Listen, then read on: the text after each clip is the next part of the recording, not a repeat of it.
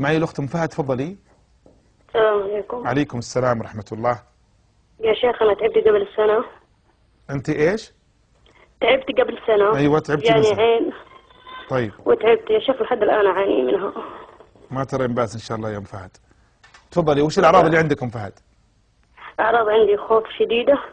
أيوة. وبرودة في جسمي. أيوة. ولا أقدر أصلي أوسوس، والقرآن ما أقدر أقرأ أصلا.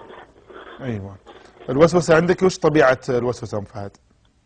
أي شيء. يعني توسوسين في عدد الركعات في كذا؟ أيوة فقط. أحيانا أنسى كم أحط ركعات، يعني أحيانا يكون عندي نسيان بالمرة، أنسى أي شيء. طيب ووقت الرقية يا أم فهد إيش تشعرين؟ أما لا حسيت بالرقية أتعب. أي مع الرقية خصوصا إذا سمعت الشيخ خلاص أتعب كثير يا شيخ لحد الآن. أيوة. وأنت تروحين تقرأين عند الشيخ؟ أحيانا لا. وأحيانا نحاول إني أقرأ في البيت بس ما أقدر، ما أستطيع مرة.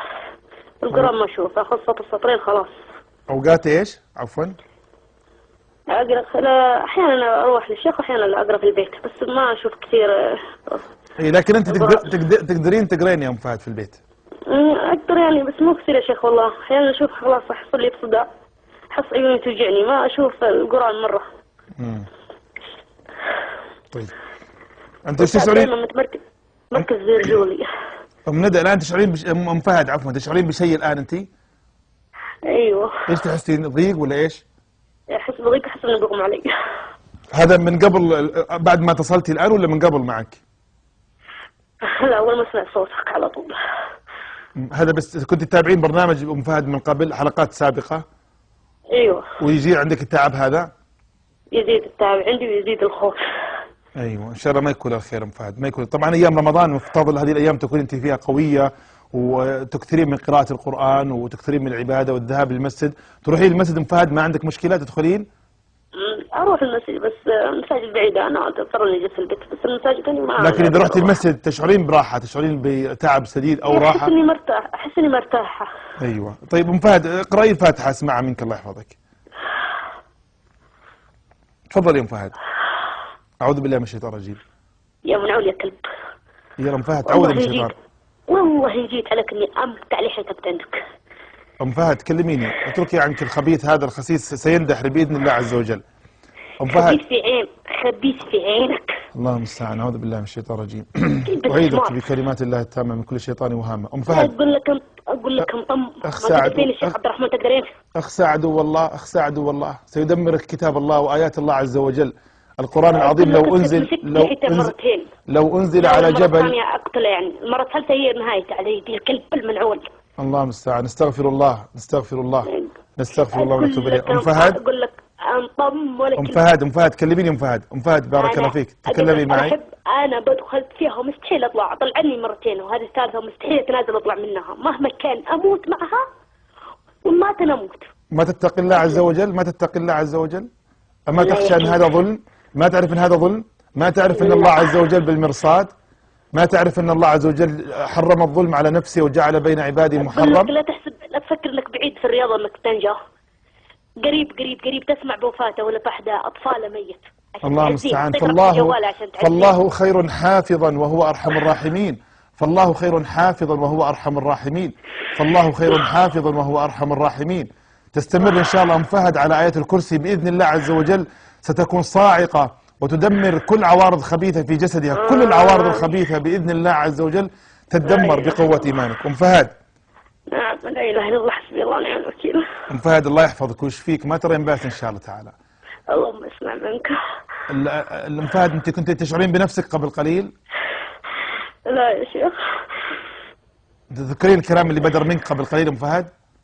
لا. ما كنت تشعرين بنفسك إطلاقا؟ لا. ما ترين بأس الله يحفظك. لكن ثقي أم فهد، العارض الخبيث اللي معك هو ضعيف جدا، سيندحر بأمر الله عز وجل. طالما أنه بهذه السهولة يحضر عليك ويتعب، هذا يدل على ضعفه بإذن الله عز وجل. وهذا يدل أم فهد يدل على أنك أقوى منه، يدل على أنك أقوى منه وقادرة على التأثير. بتستمرين فقط على آية الكرسي وعلى المعوذات وعلى آيات المس وعلى يعني تطويل السجود أثناء الصلاة، وبإذن الله عز وجل سيندحر هذا الخبيث، سيخرج مع الخبث ومع الرجس بإذن الله عز وجل. أم فهد، أعوذ بالله من الشيطان الرجيم، أعوذ بالله من الشيطان الرجيم. أم فهد، تشعرين باستفراغ الآن؟ ايوه. ها؟ ايوه. طيب تشربين الماء المرقي باستمرار؟ ايوه. الله المستعان. طيب اقرأي يا أم فهد، اقرأي، خليني أسمعك أم فهد. اقرأي أعوذ بالله من الشيطان الرجيم. أرجوك يا شيخ ما أصدق، أرجوك. حاول لو الكرسي، فقط الكرسي يا أم فهد. اقرأي الكرسي يا أم فهد. اقرأي، سترين الأثر. والآن بعد ما تخلصين الآن أو تقفلين السماعة، اشربي ماء مرقي 5 كاسات أو 6 كاسات دفعة واحدة، وخذي معها عسل وزيت زيتون يا أم فهد، وبإذن الله سوف ترين خير عظيم بإذن الله. يلا اقرأي يا أم فهد، اسمعك. أعوذ بالله من الشيطان الرجيم. أعوذ بالله من الشيطان الرجيم. أحسنتي، يلا. الله لا إله إلا هو. الله لا إله إلا هو الحي القيوم. أحسنتي، ما شاء الله، جميل. لا تأخذه سنة ولا نوم. أيوة. لا تأخذه سنة. لا تأخذه سنة ولا نوم. أيوة. له ما في السماوات وما في الأرض. جميل. له ما في السماوات والأرض. أيوة. من ذا الذي يشفع عنده إلا بإذنه. ما شاء الله. يعلم ما بين أيديهم وما خلفهم ولا يحيطون بشيء من علمه. أي جميل. ولا يحيطون بشيء. ولا يحيطون بشيء من علمه. أيوة جميل. الذي ما شاء. وسع كرسيه السماوات والأرض. أحسنتي. ولا يؤوده حفظهما. أحسنتي، ما شاء الله، ما شاء الله. ولا يؤوده حفظهما وهو العلي العظيم. أحسنتي، ما شاء الله، ما شاء الله. شفت إنك قوية أم فهد، شفت إنك قادرة بإذن الله عز وجل. يلا اقرأي قال اخرج منها مذءوما مدحورا. قولي قال اخرج منها مذءوما مدحورا. يلا أم فهد. أم فهد قولي قال اخرج منها. ها؟ قال اخرج منها. قولي معي أم فهد. أم فهد. أيوة. قال اخرج منها. قال اخرج منها مذءوما مدحورا. مذءوما مدحورا. مذءوما مدحورا. يلا أم فهد. أم فهد استني بالله. يطرد فيها وانا 9 سنوات وانا اطرد وراها. يلا أم فهد. قال اخرج منها. قال اخرج منها مذءوما مدحورا. قولي معي أم فهد. كلب. قولي يلا يا أم فهد. قال اخرج منها. قال اخرج منها مذءوما مدحورا. لا اله الا الله يا ربي يرحمني خلاص. ما شاء الله أم فهد، ما شاء الله عليك. سيرحمك بإذن الله عز وجل ما دمت بقلب صادق وبيقين بأن الشفاء من الله، وأن الله على كل شيء قدير، وأن أمره إذا أراد شيئا أن يقول له كن فيكون. أنت عارف أم فهد الله عز وجل في لحظة يعني هذا الشيطان يتدمر بأمره عز وجل إذا أراد لك هذا، وسيكون بإذن الله عز وجل. لكن هذا ابتلاء أنت مأجورة عليه، أنت مأجورة عليه على احتسابك الأجر وعلى صبرك وثباتك. تذكرين يعني قصة المرأة اللي كانت تتكشف وتصرع، والنبي صلى الله عليه وسلم قال اصبري ولك الجنة، وأنت بإذن الله تصبرين ولك الفرج ولك الجنة بإذن الله عز وجل. لك الفرج في الدنيا ولك إن شاء الله تعالى الجنة في الآخرة. يا فهد يا شيخ طيب يمكن حوالي 4 سنوات و5 سنوات وأنا أعاني من التعب. لا سيخرج منك، سيزول أم فهد، لكن ربما كان هذا ثغرة في حياتك في فترة سبقت، تقصيرك في التحصيل أو شيء، لكن الآن أنت تحرصين على نفسك وسيزول بإذن الله. في أي مدينة أنت أم فهد؟ في مدينة الباحة. في الباحة. طيب ايوه جميل. وانت الفترة هذه يعني حريصة على نفسك وحريصة على التحصيل يعني حضورك للمجالس كلها مجالس طيبة وما عندك ان شاء الله تقصير. الحمد لله. ايوه الحمد لله. طيب وكيف انت في السجود يا ام فهد؟ اذا سجدتي وطولتي في السجود كيف تشعرين؟ يجيني صداع على طول. لابد تطولين في السجود ام فهد.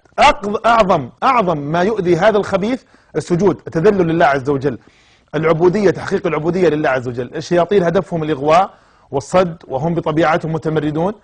أنت بإذن الله إذا حققت في داخلك العبادة ونميتي هذا الشعور في داخلك من خلال الصلوات والأذكار، لكن السجود أعظم ما يعني يكسر حدة الشيطان ويكبت بإذن الله عز وجل.